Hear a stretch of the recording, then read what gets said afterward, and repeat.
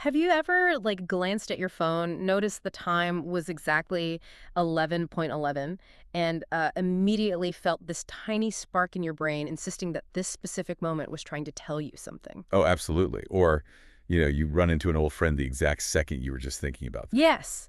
And your very first instinct is always, well, this absolutely must be a sign. Right. It's a completely universal human reflex. We, um, we possess this almost desperate urge to decode our surroundings. We really, We're really, constantly hunting for a hidden master plan that's just lurking behind every random coincidence. I mean, we want the universe to be speaking directly to us. we want to feel special, right? And that instinct is exactly the core of our deep dive today. Our mission is to explore how this modern desperation to find a hidden meaning in absolutely everything from the fluctuations of the stock market to the chaotic expanse of the universe itself might actually be the very thing driving us crazy. It's a heavy topic, but it's so fascinating. To map this out, we are drawing from a brilliantly dense academic essay. Super dense. Yeah, it really is. It's by Paul Eisenstein, titled Visions in Numbers, Aronofsky's Pi and the Primordial Signifier. And it's basically a text that forces high-level French psychoanalysis into a direct collision with cult 1990s cinema. Which is such a wild combination. But we are also pulling from a much shorter, much stranger secondary source today. Oh yeah, this one is really out there. It's a set of internet instructions compiled by Renata Salikla on how to write a love letter. Right. And I know what you're thinking. By the end of this conversation, the line connecting a psychological thriller about a rogue mathematician and a sterile internet guide to romance will actually be surprisingly clear. It connects perfectly, believe it or not. We are looking at why the legendary psychoanalyst Jacques Lacan, alongside director Darren Aronofsky, argue that letting go of that hidden code is the ultimate secret to staying sane. So, okay, let's unpack this. Let's do it. Let's start with the psychoanalysis, because Lacan fundamentally flips our standard idea of therapy entirely upside down. He really does. Usually we think of analysis as a quest to find deep hidden meaning, right? Right, like digging into childhood memories to find the root cause of who you are. Exactly. But this essay introduces Lacan's concept of the primordial signifier, where the goal isn't finding meaning at all. Wait, not finding meaning? Nope.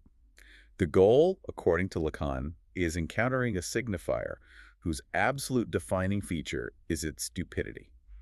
Okay, calling a psychological concept stupid is certainly a choice. What does he mean by that?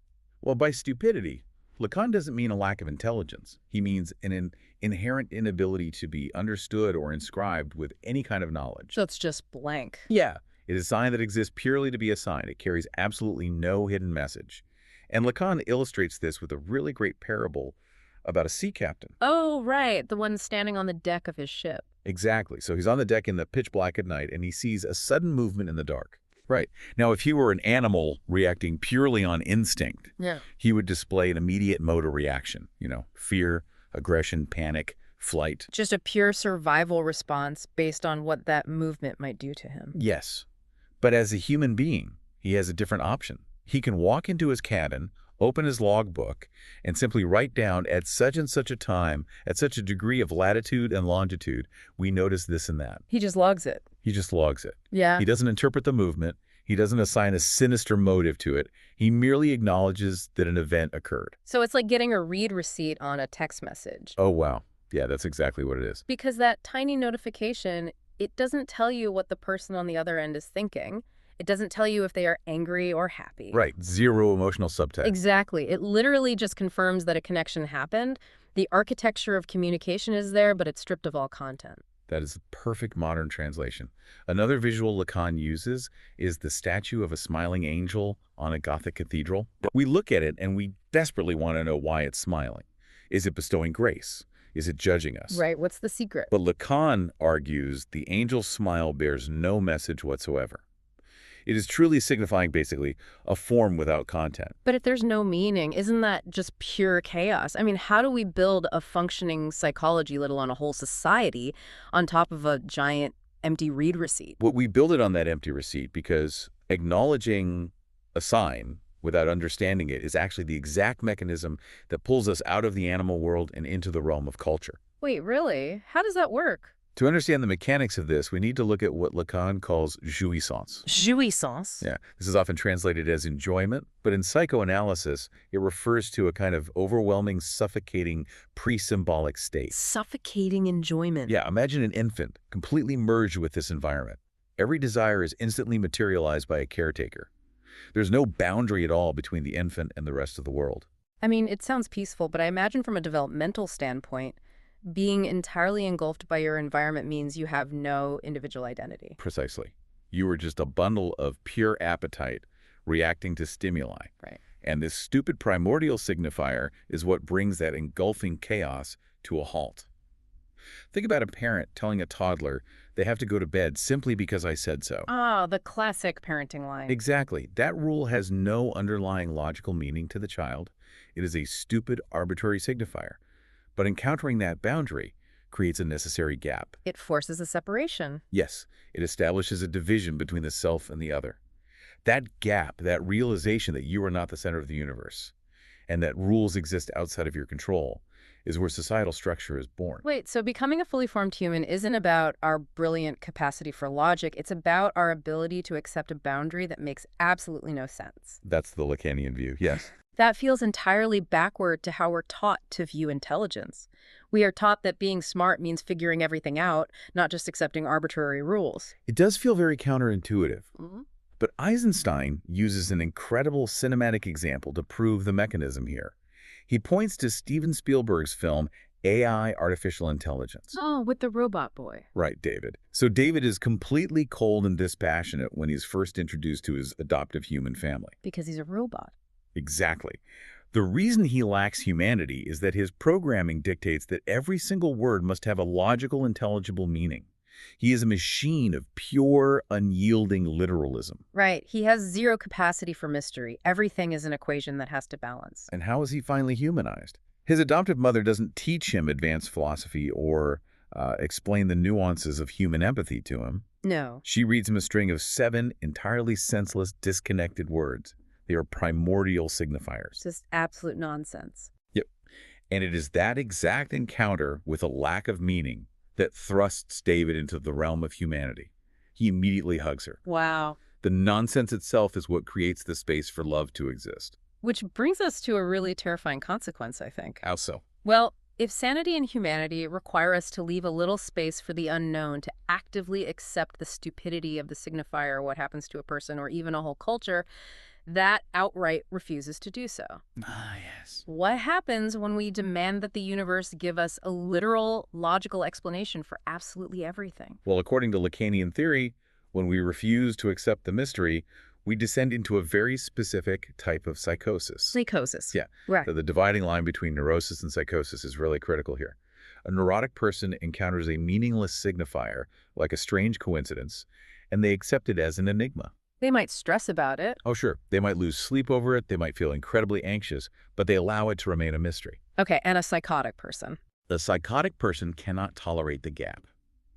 They believe that every single random event contains significant, literal information directed entirely at them. Oh, wow. For the psychotic, background noise simply does not exist. So every passing car, every flicker of a street lamp is a code meant specifically to be cracked by their brain. Yes, and the essay argues that this psychotic structure isn't just a clinical diagnosis. It is actually highly visible in modern culture. Really? Where? Particularly in the way certain groups approach science and mathematics. We see these massive, well-funded efforts trying to prove that the universe has a hidden, literal meaning encoded within it. Oh, right. The examples in the source material for this are wild. They are. Take the Bible code phenomenon. Oh, yeah, it was huge. Which claim that the Old Testament isn't just a religious or historical text, but a literal encrypted computer program that foretold the 1929 stock market crash and all these modern political events. Right, mining an ancient text for data. Exactly. Or the Susie Smith project at the University of Arizona. Researchers there tried to algorithmically encrypt short phrases so they could communicate with the dead. It's just incredible. They were treating the afterlife as just another IT network that needed the right password. And then there's The Second Coming Project in Berkeley, which literally sought to locate an incorrupt cell from holy relics to clone Jesus Christ's DNA and implant it into a volunteer. I mean, all of these groups share the exact same underlying fantasy. They view DNA or computer code or ancient texts as what Lacan calls a meta-language. A meta-language. Right. A meta-language is basically a master code that perfectly explains everything. It leaves absolutely no room for ambiguity or error. It's the ultimate answer key. Exactly.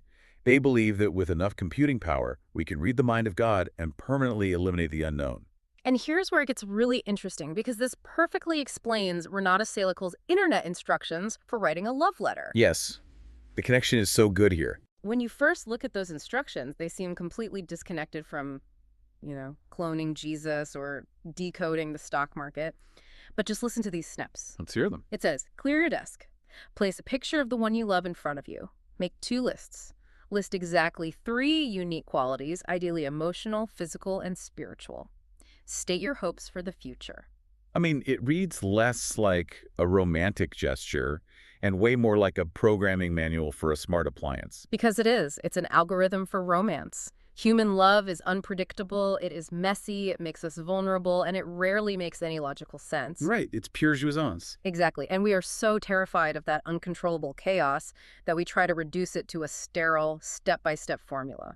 We want a code that guarantees the outcome of another person's heart. We're just desperately trying to eliminate the risk of the unknown. And that desperate desire to find the master code and eliminate the unknown is the psychological engine driving the plot of our main cinematic source today.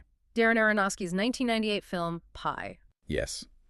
The protagonist, Max Cohen, is the ultimate manifestation of this cultural psychosis we've been talking about. He really is. He is a brilliant, totally reclusive mathematician living in a cramped New York apartment. And Max operates on a very rigid set of assumptions. To him, mathematics is the absolute language of nature. Everything around us can be represented by numbers. Everything. Everything. And if you graph those numbers, patterns will inevitably emerge. He is utterly convinced there's a pattern in disease epidemics, in the changing levels of the Nile, and most importantly for the plot, in the stock market. Right. Max is a man who actively refuses symbolic limits. There's this great backstory we learn that as a young boy, his mother explicitly told him not to stare at the sun. A classic protective boundary. The ultimate because I said so. Exactly. But he did it anyway. He forced his eyes to stay open, burning his retinas until the brightness dissolved and his pupils shrank to literal pinholes. And for Max, this wasn't a tragic mistake. It was a victory. He refused a fundamental prohibition because he demanded unmediated, direct access to nature's deepest secrets. He wanted to look the universe directly in the eye and force it to blink first. And we do this all the time on a micro level. What do you mean? Well, staring into the sun to find a pattern is exactly like staring at a 2-word text message from a friend, agonizing over the placement of a single period, absolutely convinced there is a hidden layer of resentment or meaning you just need to decode. Oh my gosh, yes. We refuse to accept that a period might just be a period. Exactly. And Max just scales that obsession up to the cosmos. It does. He builds this monstrous, room-sized homemade supercomputer named Euclid just to predict the stock market. And it doesn't go well. No, it doesn't. Right before Euclid completely melts down from the processing strain, it spits out a random 216-digit number. And suddenly, 2 very different factions realize Max might have the ultimate code, and they begin hunting him down. Right. So on one side, you have a ruthless Wall Street firm. To them, information is pure capital, and the number is the key to total financial supremacy. Right. But on the other side, you have a group of Hasidic Jews who practice Kabbalah. They believe that this 216-digit number is the true lost name of God, and that intoning it will restore the high priests and usher in the Messianic age. It's such a brilliant setup. It is. But are we saying that in this film, the extreme capitalist desire to beat the stock market and the religious fundamentalist desire to trigger a Messianic age are born from the exact same psychological disorder? Yes, exactly. What Aronofsky is showing us is that both desires are born from the exact same psychotic fantasy. Wow. Both groups believe that this primordial signifier, a simple string of 216 digits, is a meta-language. They simply cannot accept it as just a number. They demand that it be a cosmic blueprint. Yes, one that will grant them mastery over reality. And because they share this delusion, they inevitably turn to violence against Max and each other to possess it. But if both groups are acting out this psychosis, how does the film make the audience actually feel what it's like to lose that grip on reality? Because the cinematography in Pi is notoriously unsettling. It really is. It has to be doing more than just looking edgy, right? Oh, it's doing so much more. It is a masterclass in simulating what Lacan calls overproximity. Overproximity. Yeah. We talked earlier about how the meaningless signifier creates a gap, a buffer zone between you and the chaotic jouissance of the world. Right, the because I said so gap. Exactly. In a psychotic break, that buffer zone collapses entirely. The world becomes terrifyingly close. Think about how exhausting that is. If you ever had a day where you feel overly scrutinized, imagine that feeling amplified by a million. So every single coincidence feels like an invasive message directed straight at your brain? Exactly. You lose the luxury of background noise. It sounds like Aronofsky is forcing the audience into an elevator with a stranger who insists on standing 1 inch away from your face. It's that suffocating lack of a buffer zone. That is a brilliant way to put it. And Aronofsky captures this visual and emotional suffocation conceptually. How does he shoot it? He uses the Storycam, a camera, physically strapped to the actor to create these frantic tilting shots. He alters frame rates to make the world speed up while Max remains completely stagnant. That sounds nauseating. It is, and he uses very short focal-length lenses that physically distort Max's facial features and warp the spatial relationships of ordinary locations like a bodega or a subway car. It literally traps you inside a reality where the walls are constantly closing in. And the auditory invasions are just as crucial, right? Absolutely. Max hallucinates an elderly man singing directly to him on an empty train. He hears this piercing electronic whining that signals an oncoming migraine. Even acts of kindness become completely terrifying. Like with his neighbor, Debbie. Right. Debbie brings him food and clearly cares for him. But in Max's state of overproximity, human connection is an invasive threat. When Debbie is intimate with her boyfriend in the adjacent apartment, Aronofsky intentionally muffles the audio. It's so disturbing. It really is. It mimics a traumatizing primal scene, and the acoustic pressure of it sends Max into a total panic. He literally cannot filter out the world's noise. The film also explicitly parallels the high-tech Ming mecha computer chip with the Jewish tefillin, right? The prayer boxes. Aronofsky shoots both in these extreme close-ups to show how both objects triggered this thumb-twitching somatic invasion in Max.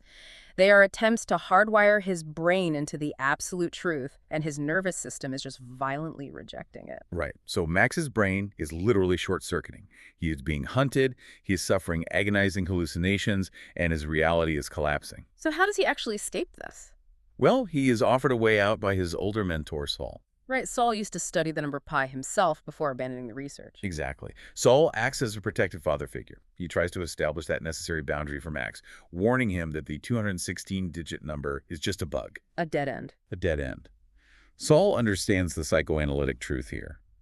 The signifier exists in nature, yes, but it shouldn't be assigned a meaning. He is essentially telling Max to be the sea captain. Just write the number in the logbook, accept that it happened, and move on. Exactly. But Max refuses. He's like a computer processor overclocking itself to the point of melting because it flat out refuses to skip a single line of corrupted code. He pushes further and further until the machine breaks. And the tragedy really compounds when Saul eventually suffers a stroke and dies. That part is so sad. It is. And while cleaning out Saul's apartment, Max finds a piece of paper where Saul had secretly written down the 216-digit number. Oh, so even the mentor couldn't fully let the mystery go. No, he couldn't. And this pushes Max past his final breaking point. He returns to his apartment, he begins to mathematically intone the number, the true name of God, and is cast into this blinding white void where he hallucinates his own reflection. He has finally come face to face with the terrifying perfection he sought, which leads to a climax that is honestly incredibly difficult to watch. Max takes a power drill, holds it to his own head, and performs a self-lobotomy. It's a shocking, really violent image. It is totally visceral. But Eisenstein's essay argues we must read this metaphorically. Okay, how so? The drill isn't a medical tool removing a tumor. It represents the structural acceptance of non-knowledge. Non-knowledge. Yes. Max purposefully destroys the part of his own psyche that demands to know the answer. He surgically removes his own psychosis. So what does this all mean? The proof that this horrifying act is actually a victory lies in the final scene of the film, right? Exactly. We see Max sitting quietly on a bench in a park.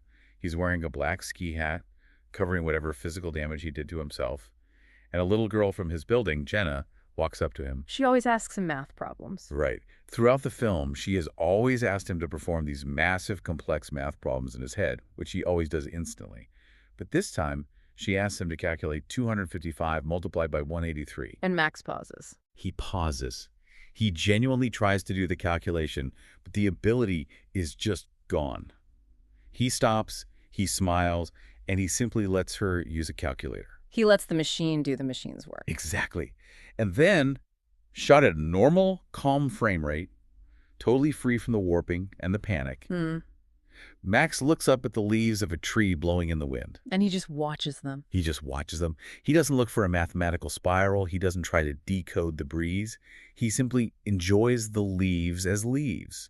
He has finally accepted the stupidity of the signifier. It is the ultimate anti-Hollywood ending. Usually the hero achieves glory by solving the ultimate puzzle, but Max's victory is literally destroying his own ability to solve the puzzle. His triumph is surrender. He embraces the fact that the universe does not owe us an explanation, and that is such a profound shift from how we normally operate. I mean, we live in an era totally defined by information overload. Oh, complete. We track our sleep metrics. We optimize our diets with algorithms. We try to follow step-by-step instructions to guarantee a perfect relationship. We are constantly trying to decode our own lives to eliminate uncertainty. We want the meta language. Exactly. But what Darren Aronofsky and a rogue mathematician with a power drill are trying to tell us is that maybe the ultimate relief is realizing you don't actually have to figure it all out. The world is allowed to just be. That is beautifully said. And I would leave you with this final thought to mull over long after we sign off today. Let's hear it. If the ultimate form of sanity is accepting the stupidity of meaningless things, how much of your own daily anxiety comes from treating your random, fleeting thoughts as profound omens that you absolutely must decode? Wow. What would happen if, the next time you experienced a strange coincidence or an intrusive thought, you simply smiled like the cathedral angel and let it mean absolutely nothing at all? A permission slip to let the mystery remain a mystery. Thank you for joining us on this deep dive into the source material. We'll catch you next time.